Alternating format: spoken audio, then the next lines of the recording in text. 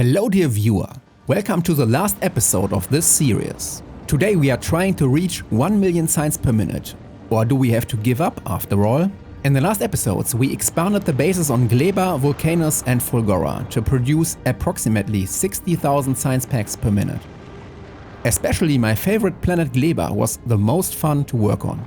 Today the focus will be on expanding Aquilo and, above all, the last and most challenging science pack, Prometheium Science.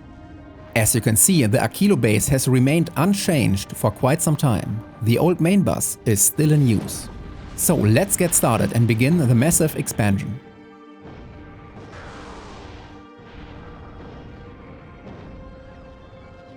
Here we are.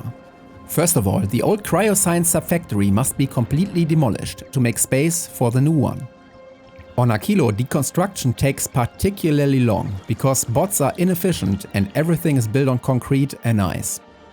I have designed a blueprint for 15,000 SPM. It is quite long and we are building it here up in the north. 60 divided by 15 is 4, meaning I have to build 4 of these blocks in total. They all will be aligned on top of each other over here.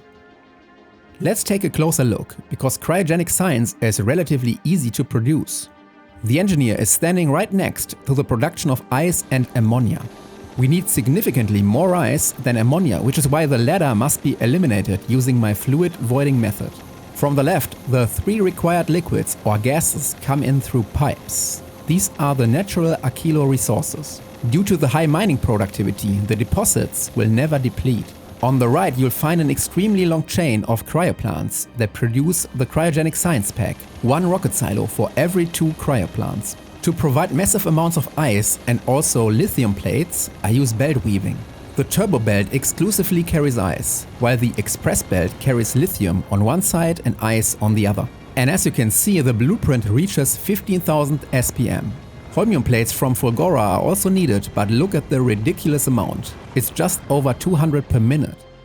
Let's add another production block adjacent to the first one. Since Aquilo liquids will never run out and the teeny tiny bit of holmium, we could probably multiply production by a factor of 10 or 20. In the late game in Factorio, you just don't build anything by hand anymore. Bots handle all of it off screen. To prevent energy problems later, I quickly copied the already existing fusion reactor. One alone wouldn't be able to support the full power draw. It makes sense to store more than 400 fusion cells. Let's increase it to 800. Oh man, fusion is so complicated and hard in real life. But here in Factorio? Next, we need to ensure that the science packs actually arrive on Norvis. I am expanding the Strider Aquilo ship with some additional cargo bays.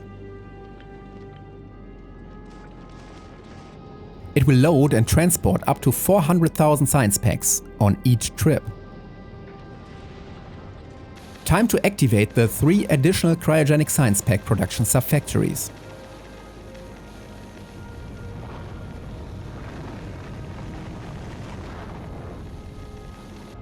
Well, we are still missing a few legendary rocket silos, but essentially we are done here for now.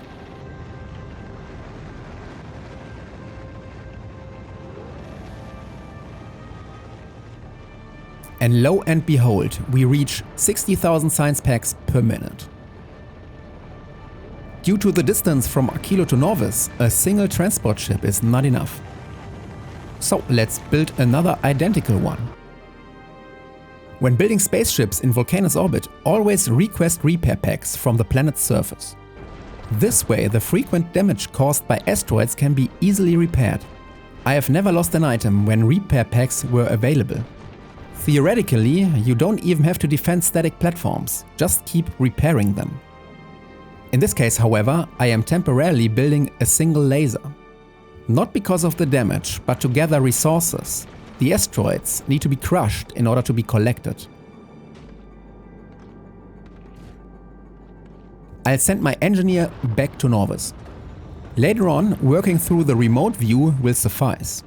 Now we need to take care of the Prometheium science pack. We already have a gigantic ship named Cassiopeia that collects up to 500,000 Prometheium chunks. Since one trip back and forth takes a very long time, we need at least 8, if not 10 of these ships. It is so large that the blueprint doesn't even fit into the rendered chunks. We have to copy it over a few more times later. Again, I'm requesting repair packs to avoid damage. The required amount of space platform foundations is enormous, around 47,000 in total.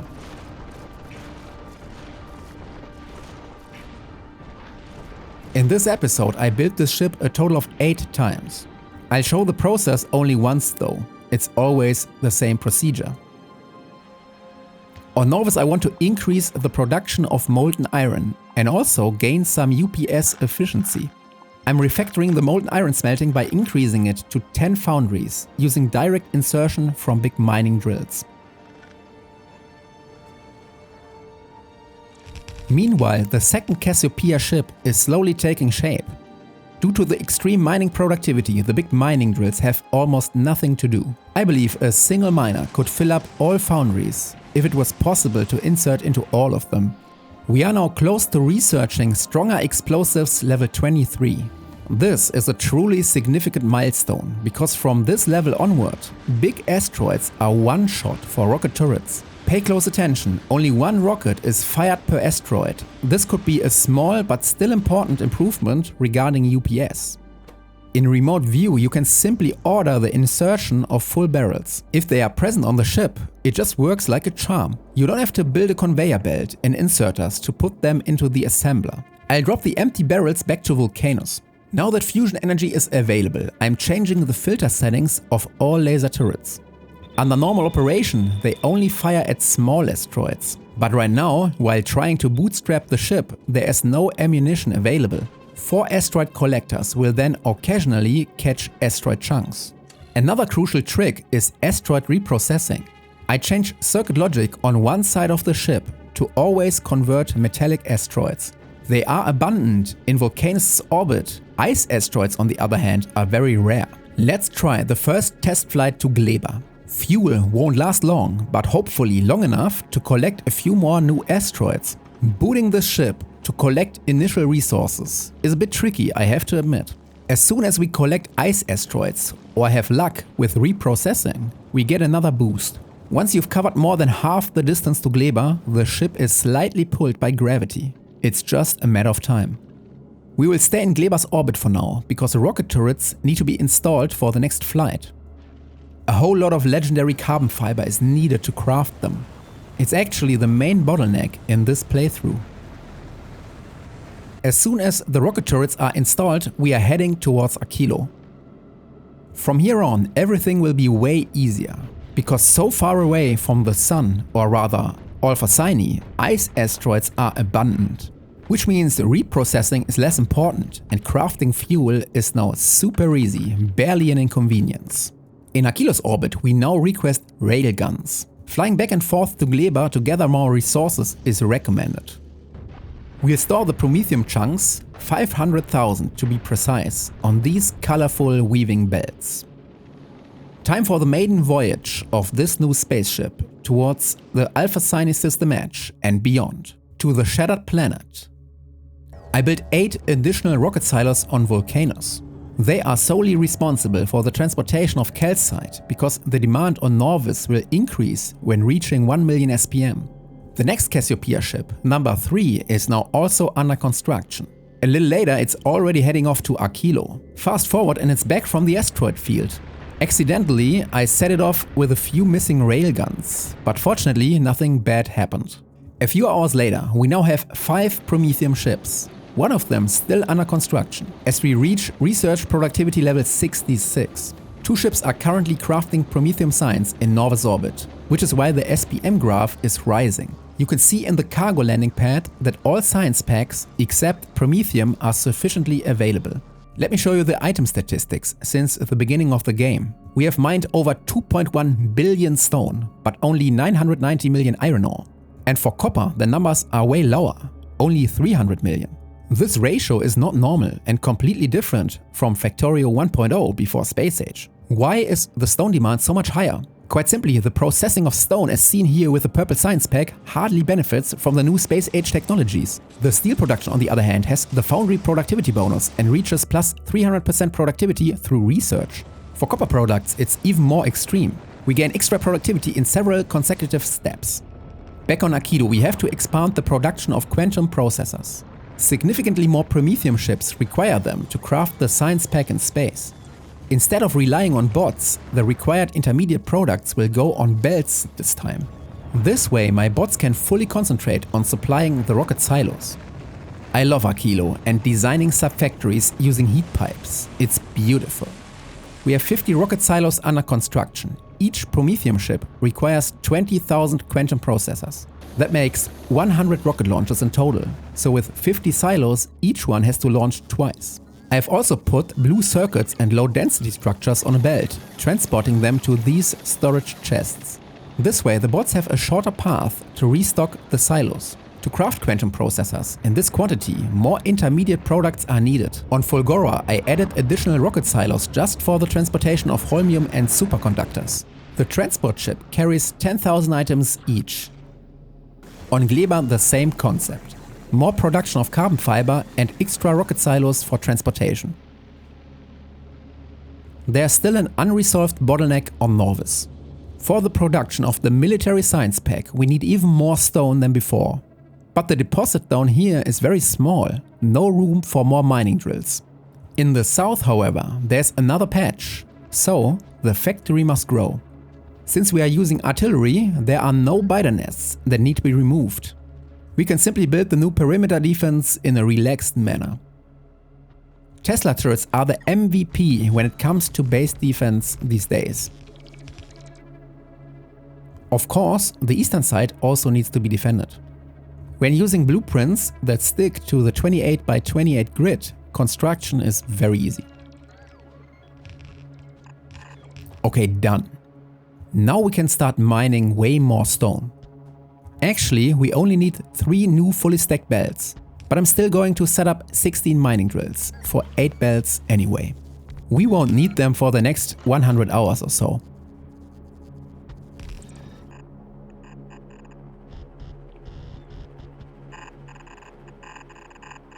Done. Now they just need to be connected. Dear viewers, I would like to thank you for watching. A lot of work goes into such a playthrough. It is very motivating to have viewers and reading your comments afterwards. A few hours later, it's a grind. Research productivity is close to level 71 and we have now completed yet another Prometheium ship, 8 in total. For this reason, I am now removing most of the legendary carbon fiber upcycling on Gleba. All of these machines and inserters unnecessarily contribute to lower UPS going forward. Updates per second are the final boss when building megabases. If they drop below 60, the game no longer runs at normal speed, and that would be very unpleasant. Since a lot of Yumaku was needed for all the carbon fiber upcycling, I disconnected one science production block, which can now be activated again. To kickstart the egg production, I can use the trick in remote view again and simply request items and have them picked up elsewhere by the bot network. It's a bit of a gamble and unclear where the eggs end up, because near the cargo landing pad I request and burn them. On the right, the first block just started. The others need a bit more time it seems.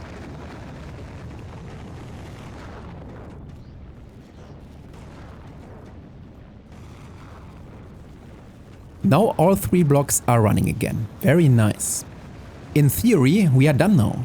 But as you can see from the eSPM graph in the top right, the value fluctuates and oscillates. A look at the cargo landing pad reveals the Gleba science pack is the problem. The belts are empty for short periods of time. What could be the reason for this? My original calculation assumed that the Gleba packs would be consumed at 85% freshness. But as you can see here, the freshness in some biolabs is only at 72%. There are several reasons for this behavior. I don't distribute the packs evenly across the rows of biolabs. The first row gets 50% of all packs, so it is always full and the packs just sit there spoiling, while labs in the upper rows don't get any packs at all. In other words, I need to completely revise the distribution of the science packs to the labs. I've been working on a new concept in my Blueprint world, which supporters can download on Patreon. The idea is, instead of distributing the packs with splitters for each row, the science packs run in a zigzag manner from left to right or top to bottom and then back into the next row or column. This way I effectively chain all the biolabs in one series and therefore don't have to do any balancing. Let's start with a refactoring of the first two blocks. Fortunately, construction bots will take care of all the work. The whole process is still extremely unpleasant because so many science packs have to be removed from the belts. As soon as the first two blocks are completely finished, we'll work on the next two. For the partial demolition, I build a deconstruction planner that leaves substations, roboports, beacons and biolabs standing. We are about to reach research productivity level 72 any moment. The way science packs are now moving through the rows definitely looks better than before.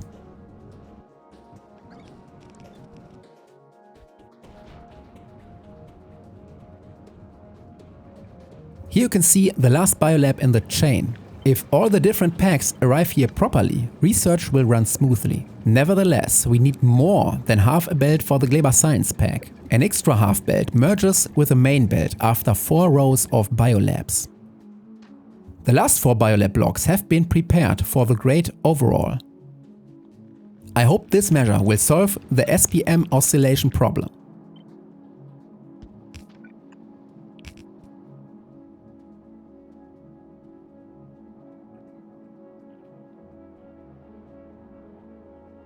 The tension is rising. Will the SPM graph reach 1 million or not?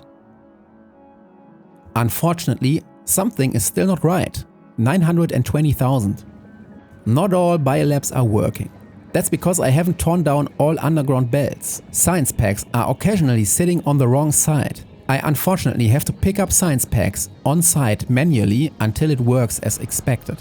And with that, the effective SPM value now rises to over 1 million. But can it stay there permanently and consistently? The Gleber pack is still causing problems. It's beneficial to set inserters to priority spoiled first. Otherwise, there will be an imbalance in the freshness of the science packs. This way, we now achieve the desired 85% freshness. To once and for all get rid of the problem, I will also slightly increase production on Gleber.